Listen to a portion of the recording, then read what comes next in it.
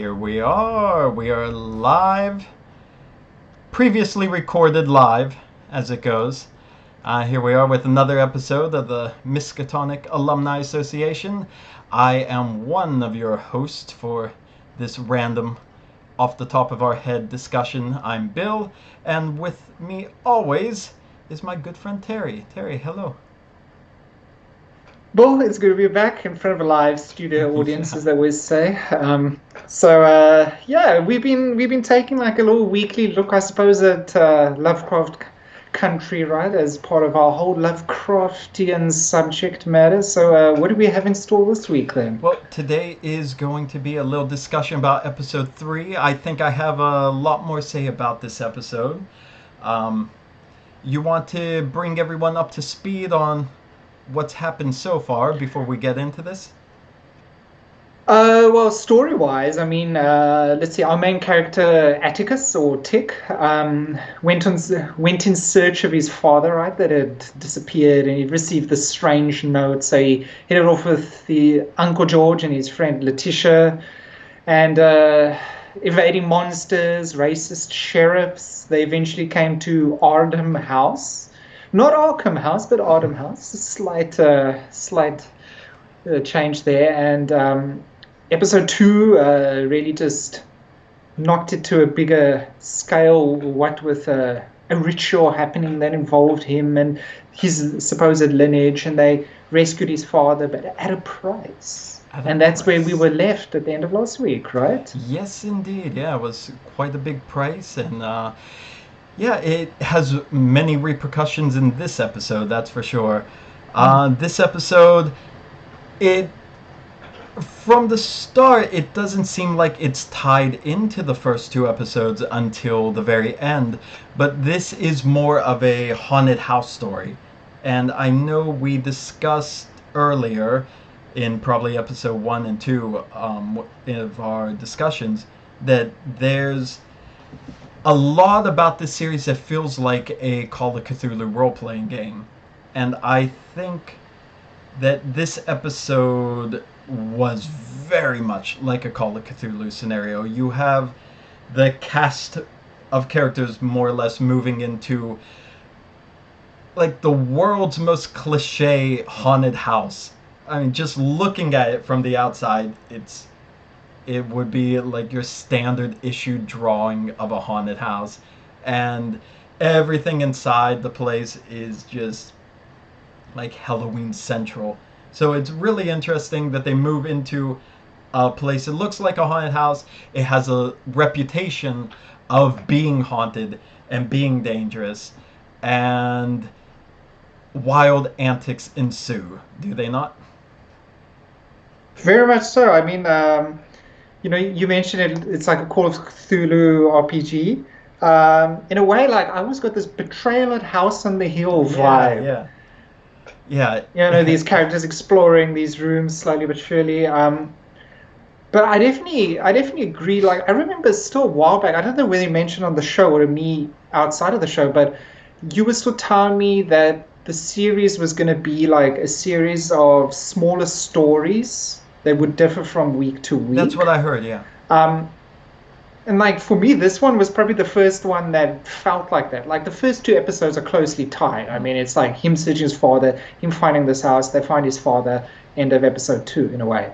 And this one, I felt like was the first sort of one where it started. I was like, wait, is this before something we've seen? Is this after? Like I wasn't sure exactly where they'd started us, because we didn't say 5 days later or something like that. But yeah, the format was interesting. Story-wise, I've got a lot to say about that, I suppose. Yeah. But I know our first talking point is very much like the horror aspect of the show, right? Yeah. Do you want to go first, or should I? Because I have a feeling like if I start talking, I might go on a rant here about the horror aspect. Well, let me give my Cliff's notes, because I don't think I had as many notes as you for this episode, but that can either be a good or a bad thing. Like in terms of the horror aspect, I felt like this was, for me personally, the first sort of episode that felt as close to horror as I would have imagined something with the name Lovecraft in it. Like, I know the first two episodes we've had these like monsters that have appeared, right? And you've had this ritual with like what looks to be cultists and that, and you go like, oh, Lovecraft, yes, yes. But none of it was particularly scary. It No. was maybe strange or unsettling to a slight degree, but definitely not like crap your pants scary. So this was the first one for me where there was a semblance of horror to it. Whether or not it was effective, I think is up to each of us personally. But for myself, like I wasn't particularly uh, scared, right? Like I tend to love my horror movies, although something like this it's but an appetizer almost the way I felt, right? Yeah. Yourself, Paul, what were your thoughts on it then? Well, I think I agree with you. In the beginning, I thought, compared to episode 1 and 2, I thought, okay, this is the horror episode. Like I said, the house itself was just so cliche haunted house. The exterior looks like you imagine in any old haunted house book how they're going to draw it. But then Letty, she goes into the basement. She's looking around inside the basement, and it's like the basement is a warehouse for cast off goods from Disney's haunted house. So like you have the old dolls, you have like just everything you see in classic horror movies stored in the basement for some reason. Like whoever left the house, nobody cleared it out. They just left all this haunted house stuff in. I mean, it was a little heavy-handed, but I thought, okay, they're setting it up as a haunted house. They're setting it up for horror, and then you get your first glimpse of a ghost when Letty is sleeping and she's in bed, and there's this woman just crawling up to the side of her bed, and you see the face, and it's all mangled. Something bad has happened to it, and it looks almost like a zombie, and you're like, okay, this is our first glimpse of true horror in Lovecraft country, and I was really excited. At first, to me, I don't think, at least by the end of it, I don't think it was horror. And even in the beginning, watching it, especially when that first ghost scene, I didn't think it was effective at all for me personally, because like you, uh, I I I like a slower pace of horror. I like a more atmospheric horror. And Lovecraft, the reason why I love Lovecraft stories as they are is because the horror can't actually be described. It can't actually be seen. When you're seeing these ghosts in this episode, when you're seeing the monsters or these spirits or these evil things, it in any movie, but especially here, it's going to take away from the horror because there's nothing that special effects can truly show you that is going to be scarier than your own imagination. You know exactly what terrifies you. You know what scares the hell out of you. And I think that's why Lovecraft's books work so well. He gives you enough of an idea of something unimaginable and terrifying being there, but your mind has to fill in the blanks. And as you're reading these conflicting descriptions, your mind's trying to keep up, and it's like, oh my god, what is this thing? You can't understand it. And like he says, what's more terrifying than the unknown? But here, it's not just known. We see clearly the ghost. Very clearly. But the thing that really took me out of it was the ghosts were not... They weren't affecting the characters. They were on screen for our purpose alone. None of the characters would see them in the beginning. It's the ghost is at the bed and pulling the covers off. I think that would be a lot more effective if we didn't see the ghost. Or we just saw maybe a shadow moving there and the blankets get ripped off, but we don't see what does it. Then there was a scene when she's in the bathroom. She walks in the bathroom, standing there, and reflected in the mirror, you see another ghost in the back. And then Letty's reaction, Tick comes in the door. She sees Tick. It's not the ghost. So none of these ghost appearances were actually serving any purpose for the characters to build horror or to build dread. They were just for our benefit watching. But it's like, if they're not doing anything, did they need to be there? It's like, yeah, there's a ghost standing there. We already know the house is haunted. We know by this point. We're watching a show called Lovecraft Country. We know there's going to be a ghost in there. Do we need to see it standing there in full color and high definition? Like, to me, that the more you see of a ghost, the more you see of a monster, it takes away the horror. But as we all know, by the end of the episode, the ghosts aren't the bad guys. And again, I think that worked against it. In the fact, not that they were the bad guys, but there was no build-up of our heroes, of the cast, being scared of these ghosts. There was the one evil spirit in there who was responsible for killing these people who were the ghosts. He was the scary one. He was the evil thing. But I think if everyone saw the ghosts or saw glimpses of them and just how horrifying they looked, they were scared of these ghosts, and then at the end you realize, no, they are victims too. I think that would have worked a lot better, and it would have made the actual villain ghost seem much more of a villain. And I just want to say one more before I pass it out to you. I told you I was going to go on the rant, and I apologize, but the villain ghost too, I think he was just over the top. Especially at the end when they do the ritual and they're confronting him, and the ghost coming in, the way he's reacting, it was just too Scooby-Doo for me. And he's like just there like kind of thing, just growling and like sneering. But I don't like when they humanize ghosts. Okay, they don't seem supernatural. It's just a person with like white powder on their face to make them look pale. It stops being scary. It stops being horror. That's why, if I could go into it, like I didn't end up enjoying The Haunting of Hill House, I believe was a Netflix series. I didn't enjoy American Horror Story because the ghosts are just turning out being people. They're just kicking it. It's like there's no difference being alive or dead.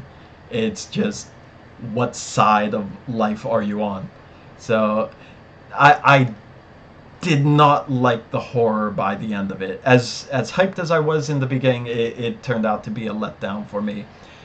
With that said, I did enjoy the episode still as it is, because I felt the true horror and the true fear again was the racism and what the humans were putting them through. And like I said in the last episode, it's that extra aspect, it's that extra level and layer that's on the show, that even in these weak points like this, it still keeps it a step above where any other show would be at this point. So it's a unique element, but the horror itself, the ghostly supernatural horror, did not work for me. Sorry, I'm done with my rant. Well, no, now that's actually given me a few thoughts here. Like you mentioned the fact that the ghosts are almost more for the audience's benefit than actual characters taking part in the story. And what's interesting for me is like two examples. The first one you mentioned, The Haunting of Hill House. Yeah.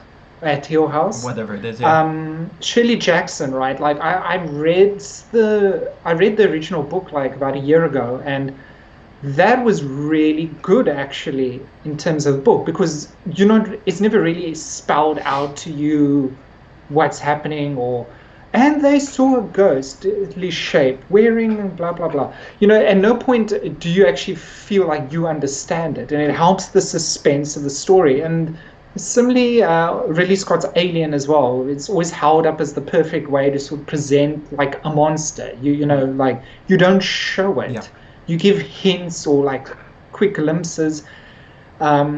And I felt like this was the exact opposite. Like, okay, scary person, scary person, scary person. But I don't know why they're showing us. Yeah. Like the first time the characters of Letty sort of realizes, oh, something might be scary or wrong in my house, is when she's in the back of that police wagon and the racist policeman is asking her, like, who made you buy that house? Did you know your house has ghosts in it? She's like, ghosts? Yeah. And I'm like, oh, come on, like there could have been some good ways they could have dealt with this. Like they could have had something ghostly or supernatural happen, and the characters are a bit wary of it. But like they're instead of thinking of ghosts, they're putting it to like, oh, it must be these racist neighbors of Mm. mine or something. There's ways they can play with it and yet create Yeah. suspense where we might not be sure either. Is it like one of these neighbors doing something? Is it a Yeah. ghost or is it just imagination? That would have been far more effective for me than anything they actually did. Like in terms of the horror as well, like I felt there was a lot of pulpy tropes to Yeah. it, some good, some bad. Yeah. Like I think one note I wrote for myself, the CGI when she puts together these photos that form this Yeah. face, the CGI was laughably bad from the special effects in that. Yeah. I don't know whether it could be one of two things. They could have meant it to look bad, Mm. which would be kind of us to think, or it could have just been bad. If it was meant to be bad, it fits in with like some tropey, pulpy horror movie, but Yeah. it sort of took me out of it. And then I agree with you when they're confronting that sort of evil villain ghost at the end. That just felt way too much, as you put it, Scooby Doo, like, and then everybody lives happily ever after. Yeah. I mean, he's Um, snarling. He's reacting to everyone surrounding him, like, they're beating me. It's little. I mean, I know, and you said pulp, and I think that's the second point that we were harping on here is just the pulpiness of this. And I think we'll go into more about pulp when we talk about the role playing game. But yeah, that kind of pulp style of horror that you get in some aspects of the Cthulhu mythos, not really written by Lovecraft himself, but the other authors who came later, who wrote the more pulpy stories and make a more action and adventure type of Lovecraftian story. So this episode and the previous two as well, but this episode was a Call of Cthulhu game, but played with the pulp rule set.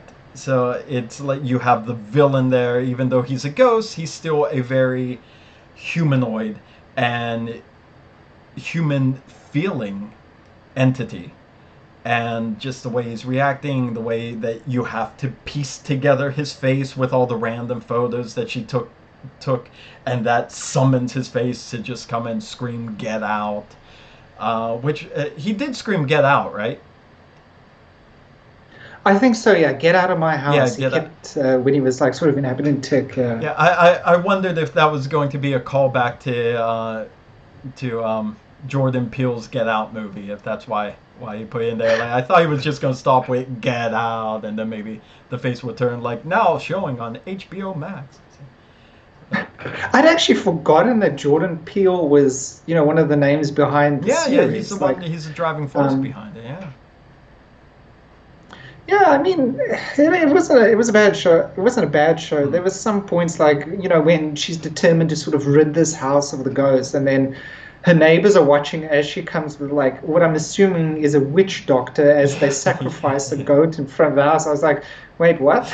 Yeah. Um, Like if they didn't ingratiate yeah. themselves with the neighbors by that point, I mean, certainly after the goat gets its throat slit on the porch, then they're not going to be invited to any block party after that. That's for sure. It was Yeah, I mean, I don't think I've really got much more to say about the horror aspect. no. I think it wasn't as effective as it could be. That's like my sort of feeling about it after seeing the Yeah, show. yeah, and same like you say, if I just jumping back to the horror part instead of the pulp, but uh, the I think the real horror in the series is, and we've seen that in episode 1, 2, and now in 3, even with all this stuff in episode 1 with monsters, episode 2 with cultists and magic, episode 3 with a haunted house, the true uncomfortable horror has been humans. That it has come from the situations that these truly despicable but 100% earthly human beings are putting these characters into. And it's those scenes where I'm actually feeling scared because like there's a sense of hopelessness.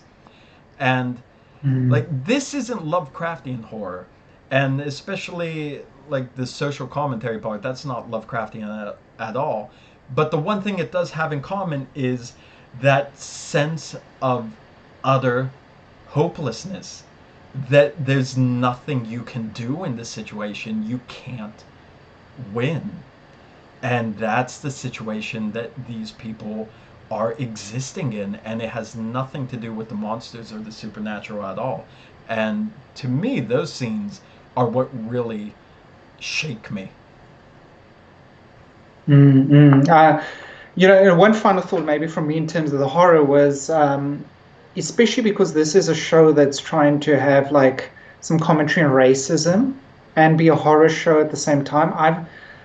I would really hope they would have gone away the same way as John Peele's Get Mm, Out, where there's this commentary on racism, but at the same point, what made that really good, that movie for me, was that I was never really sure the first time I was watching, like, what is going on here, like, and there's always that little twist right at the mm. end, but in a better way than, like, let's say M. Night Shyamalan. Yeah, Uh, yeah. so I was really hoping that was probably my big letdown, is it found more of a ghost story with a Lovecraft name to it than an actual cosmic horror, the unknown that drives you crazy, Yeah. whatever that we're more used to in terms of Lovecraftians then.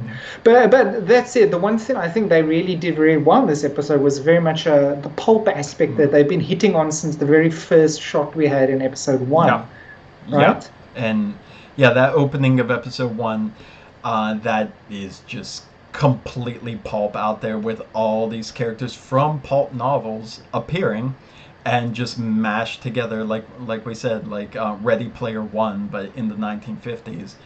But I'm glad you brought up that opening scene because it's kind of called back to in this episode when Tick goes to visit his father, and his father is just getting drunk and just trying to get through the loss of his brother.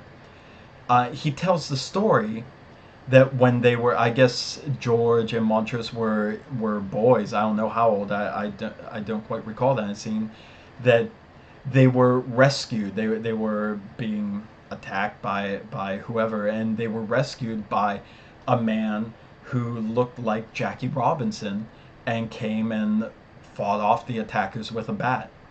And Tick said, "Oh yeah, I heard that story so many times. Like he even appears in my dreams sometimes." And like that was the dream we see in episode one, which I wonder what connection does that have? How is that going to come into play? Because that there has to be more to it if that was an actual event in his father's life. Now it's a character who invades his dreams, and we all know dreams are very big in Lovecraft stories as well. So if the actual physical Ardham or Arkham is a real place in this Lovecraft country, then perhaps the Lovecraftian Dreamlands are going to have some kind of role to play too, which again leads into the pulpiness because there's so much pulpy action adventure that can happen in the Dreamlands. And you see again the pulpy tropes that we have in this episode. We talked about already the confronting the ghost, the putting together the pieces of the puzzle to summon the ghost, and bringing in the witch doctor, the voodoo priestess, whatever she is, and just going through the ritual and everything going wild in the room. But I think another trope of that was the children playing with the Ouija board in the basement. How they're bringing out this very clear, obvious communication tool.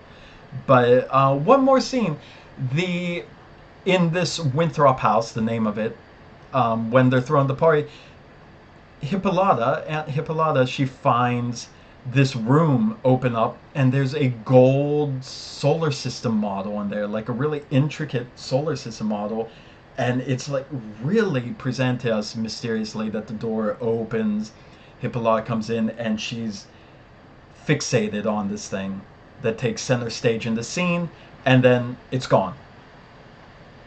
So it's like it's setting it up for some kind of cosmic thing. You know, Cthulhu, in the Cthulhu mythos, there's the line, the stars are right. When the stars are right, that's when these great old ones, these blasphemous gods, are going to come back. And now we have a solar system model, a very intricate, fancy one. And that seems to me like it's going to be a seed of adventure for some kind of pulp episode coming up. But I'm just speculating.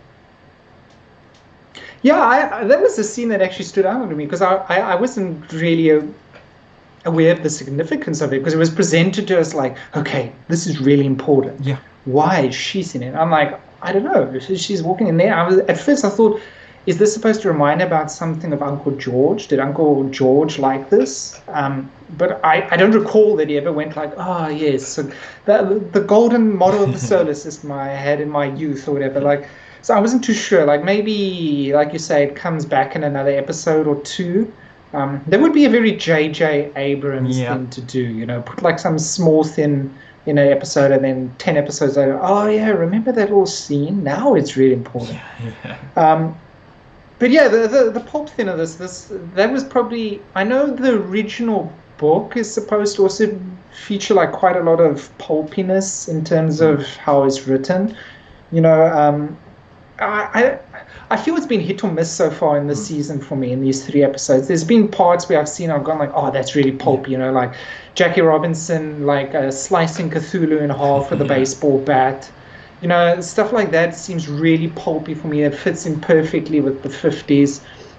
But at the same point then, this horror one was like a mix. It was like 50-50 for me. Like there was like a bit of like Stephen King's scary looking ghosts, plus pulpy sort of 50s racism / like eradicating the ghost and that. So I don't know, it was hit or miss for me. But in terms of the presentation, I think it was okay. I don't actually have much more to say on the pulpiness myself. That was, like I said, it was just 50-50 for me. Yeah. And yeah, I think we covered like the main points that we mentioned before when we were just getting ready to do this episode. I mean, there's all little details that we could pick on or to highlight, but we still don't really know where they're going.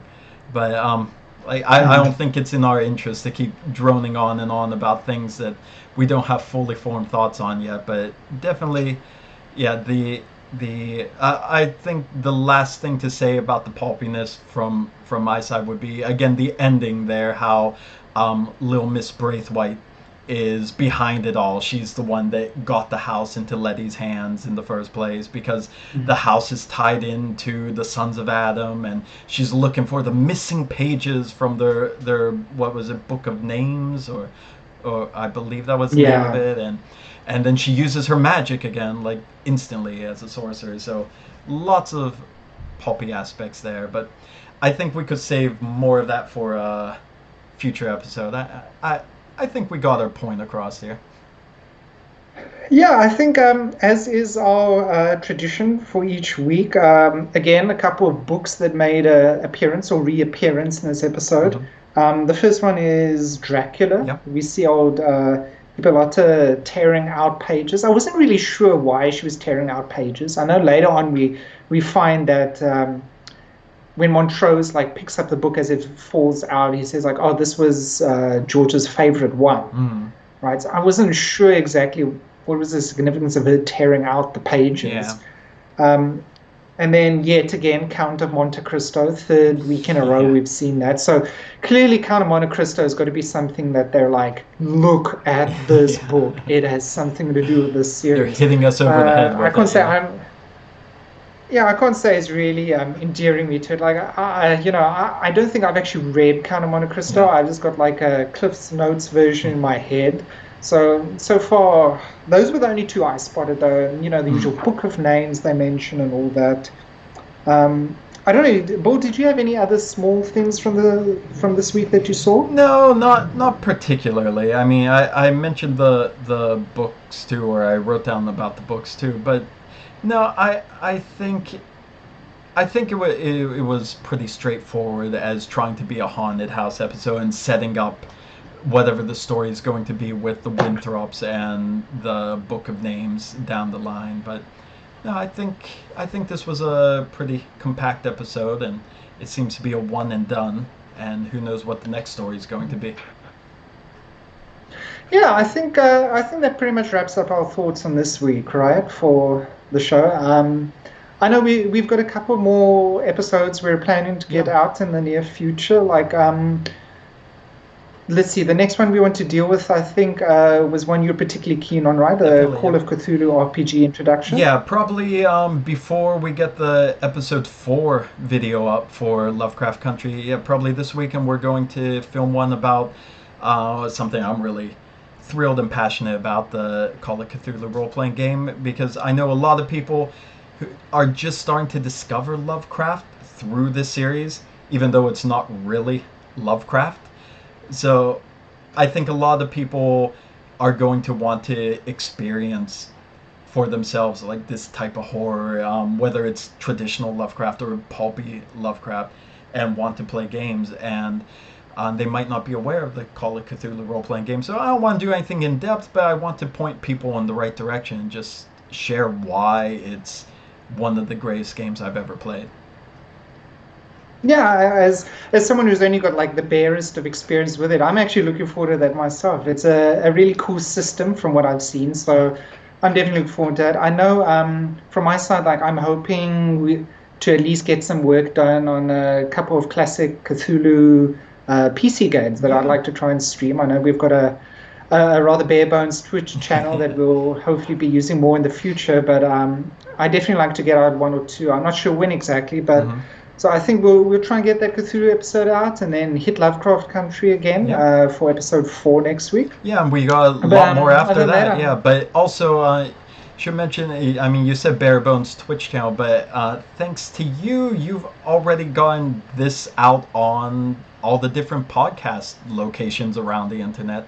So I mean, these videos, like you said before, they're also available as podcasts, and that's all Terry's work. Even though we don't have much to share right now, just a random talking. Once we do give a little more entertaining stuff, I mean, Terry got you covered. If you can't stand looking at my ugly mug the whole time while we're talking, you can listen to my grating voice instead. there we go. And of course, we're always looking forward to feedback, Yeah, constructive criticism, communication, anything. I'm sure people can just hit us up on YouTube comments. And I know Anchor's got like a voice message thing. If you're listening to the podcast, everything should be in the little notes or whatever. plus Um, Twitter. We got our Twitter there. Yeah, Twitter. Some people are talking to us on Twitter. That's good. Instagram. We got some chatty people on Instagram. That's good. Again, like we mentioned way back in episode 1, we're not really doing this to become YouTubers. We're doing this because we just love the Cthulhu mythos.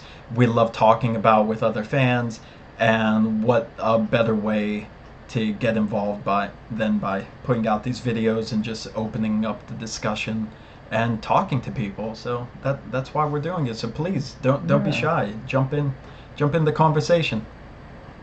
Yeah, whether you're a newcomer or experienced person in the Cthulhu mythos, I mean, all are welcome, and I can definitely give a recommendation to the HPLHS, the Howard Philip Lovecraft Historical Society. Oh yeah. Oh yeah. Link in the doobly-doo underneath, Oh yeah. and the Facebook group. I mean, a bunch of awesome people there, and it helped us out a bit with the podcast and the YouTube and what have you. Amazing So people, yeah. we can definitely recommend Yeah, them. please, if you do nothing else, even if you don't comment on this video, please just expand the details and read about the wonderful people who have been so kind to help us in putting this together, even though we have nothing. I mean, they are just the people who are fans of Lovecraft's mythos. I mean, they're some of the most wonderful people you can meet and talk with. So please check them out and support them if you can. Perfect. Thanks a lot. So I think that's all for this week, right? So Yeah, I think we're done. look forward to seeing everybody next week again then. Yeah, right? I think so, yeah, or maybe even sooner with the Call of Cthulhu video. But yeah, I think we're getting ready for that. But thanks for joining us if you stayed this long, and yeah, look forward to the next video. Perfect. Be seeing you.